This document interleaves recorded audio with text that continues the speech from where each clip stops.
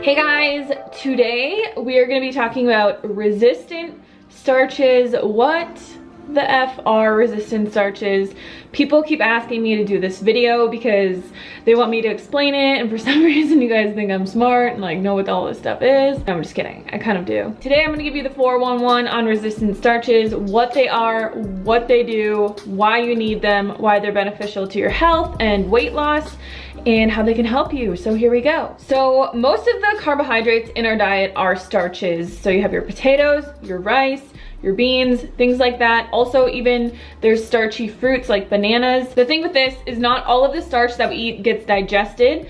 Some of it passes through our digestive system unchanged, which makes it resistant to digestion, hence giving us the form of starch called resistant starch. Now, resistant starch can have a lot of health benefits. They've done tons of studies on this. It obviously helps you feel fuller because it's passing through your digestive system. It's a lot of fiber, and some of it's not getting digested, therefore it's not really counting as calories.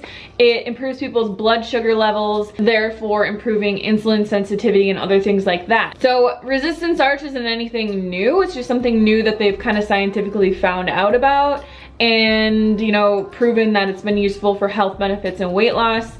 So that's why it's so popular as a topic these days in the media and things like that. Not all resistant starches are the same. There's 4 different types of resistant starch. The first type is found in grains, seeds, legumes, and it resists digestion because it's bound within the fibrous cell walls. The second type is found in some starchy foods, including raw potatoes and green bananas. This type of starch changes when we cook those foods and then inadvertently cool them, but we'll talk about that in a minute. So like I said, depending on how the food is prepared, the amount of resistant starch changes. So if you take a green banana, you let it ripen till it's spotty, until it has a lot of sugars, it doesn't really have any resistant starch anymore.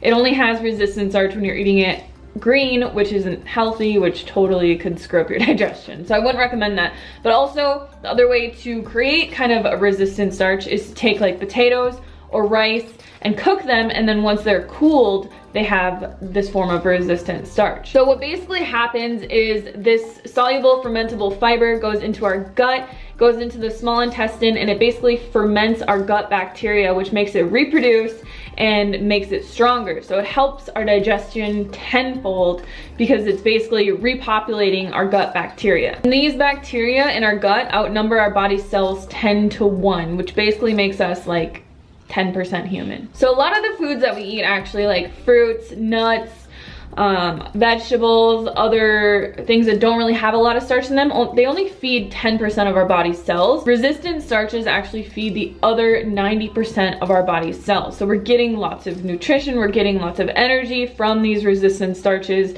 that are basically repopulating our gut bacteria and making us healthier, making our digestion stronger. A lot of times when people come to, you know, a starch-based diet or a high carb, low fat, whole foods, plant-based diet, they're like, my digestion sucks, I am so bloated. Especially with the potato cleanse, a lot of people are saying like, my digestion's really slow, I feel really full, like I can't eat a lot, and I have a lot of gas and things like that. That's because you are repopulating the bacteria in your gut. So what you need to think about is when you first come to, you know, a plant-based diet, or you first start eating lots of potatoes or lots of foods that have lots of fiber and plant fibers and resistant starches, what's happening is your gut is kind of like healing itself. So in a way, you come from eating, you know, lots of animal products or a very fiberless diet. You come to eating lots of whole foods, lots of fiber and things like that. And what happens is our gut kind of has to strengthen itself. We have to work it out a little bit because it's very, very weak from eating lots of fiberless foods. So our gut bacteria repopulates, it makes our digestion stronger, and within a month or a few months, you'll be digesting everything like a champ. Basically, the bottom line here is that resistant starch feeds our gut bacteria, it helps improve our digestion, it helps energy go into our cells, and it helps us feel fuller because we are not digesting a part of those foods. But it still counts as fiber, it still fills us up, and it still feeds our cells a lot better than other foods that are not as easily digestible. So the way to get resistant starches is I will leave a chart here, or actually I'll leave a link below to the foods that contain the highest amount of resistant starches. If I remember correctly, the foods that are highest in resistant starch are actually beans and legumes and things like that.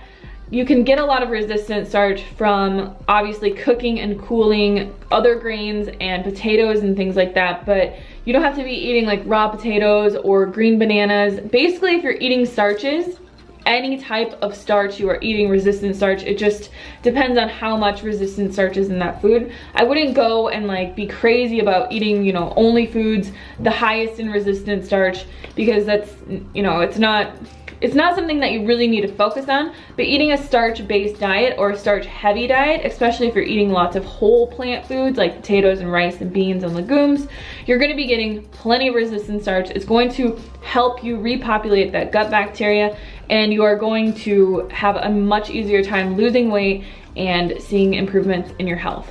Thanks so much for watching, guys. I hope this was helpful for you. Leave your comments below and let me know if there's anything else scientific that you want me to talk about or explain to you guys in another video, because I like doing these types of videos. It obviously helps me learn more and it helps me teach you guys more. So thank you so much for watching, and we will see you tomorrow.